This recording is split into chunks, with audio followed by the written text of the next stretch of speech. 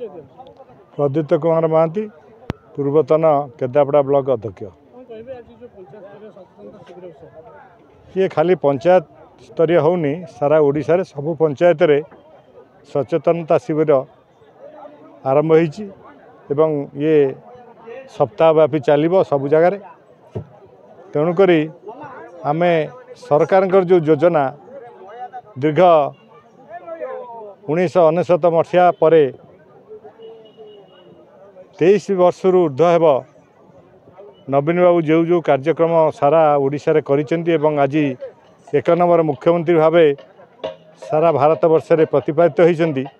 तांकर कार्यक्रम को लोक मानक पाखरे पहुँचेबा ये है सचेतनता शिविर मुख्य लक्ष्य। कारण आगामी आमे ओडिशा भाई माने भौणी माने भारी सरल निरीह आज जो काम पाई था काली से भूल जाती। तेणुक मन पकेवा है मुख्य कारण। आगामी एप्रिल मासरे लोकसभा एवं आमर राज्यर विधानसभा निर्वाचन होगा जाऊँगी। तेणु यही परिप्रेक्षी में आम लोक मान सचेतन करवा आम मानकर मुख्य कर्तव्य एवं जहाँ जहाँ सरकारी भाव कार्यक्रम नि माठू पिला जाके एवं स्वास्थ्य क्षेत्र कह गमनागमन क्षेत्र कह पानीय जल विवाद कह एवं बहुत साइंटिफिक कार्यक्रम बहुत इलेक्ट्रोनिक्स मीडिया रे जो कार्यक्रम होची सबू जाक कार्यक्रम आम खूब कम समय मध्य लोक मान पहुँचवा ये है आमर कर्तव्य। अंकुर सेठी श्यामचंद्र ग्राम पंचायत सरपंच अटे।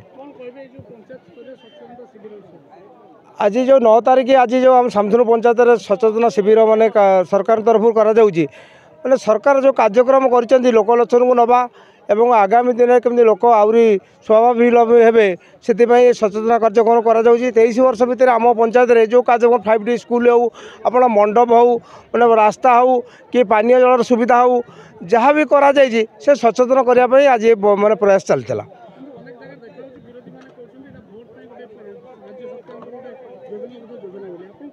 नहीं मु से बात किसी कहबी मुझे खाली कहबी जे सरकार जहाँ कर लोकलोचन को आणुंट किंतु भोट तो भोट बाटर जीव लोक जहाँ भोट देवाक इच्छा करते जबरदस्त भोट करा से कथा नुहे कि सचेतना शिविर जे सरकार तार जिन केंद्र सरकार भी तार कार्यक्रम भी कर राज्य सरकार कर जो राज्य जो सरकार मैंने अच्छा से निजर कार्यक्रम को बखाणी रखुच्च।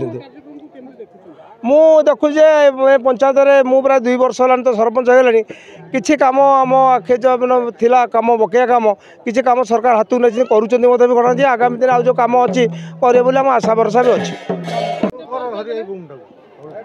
सुकांत नायक निकिरे ग्राम पंचायत कार्यनिर्वाही अधिकारी। आज आमर ग्राम पंचायत स्तरीय सचेतनता शिविर अनुष्ठित होउची आम ओडिशा नवीन ओडिशा तरफ यही सचेतनता शिविर में सरकार विभिन्न सफल योजना मान रूपायन कराई ताकू लोक मान आगे प्रदर्शित कराऊँगी। ता सहित ग्राम पंचायत अधीन विभिन्न उन्नयनमूलक कार्यर प्रतिपादित करा देखा लोक मान सचेतन विभिन्न स्कीम विषय सचेतन करा आज कार्यक्रम। हाँ निश्चिंत होउछंती बहुत मात्रा सचेतन होउछंती। पूर्व जो लोक मैंने जापार ना कौन स्कीम विषय जापार ना बारंबार माननीय मुख्यमंत्री प्रचेषार विभिन्न स्कीम विषय बारंबार सभा समिति माध्यम जनाऊँ ये जो सचेतना कार्यक्रम पंचायत तरफ जारी रही माध्यम आम भल भाव अवगत कराऊँ विभिन्न स्कीम विषय।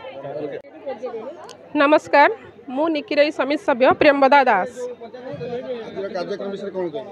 आम ओडिशा नवीन ओडिशार कार्यक्रम आजकल होउची सरकार द्वारा कार्यक्रम प्रचलित होउची। सरकार विभिन्न प्रकार योजना विषय रे कार्यक्रम माध्यम लोक मान पाखरे पहुँचाउछंती।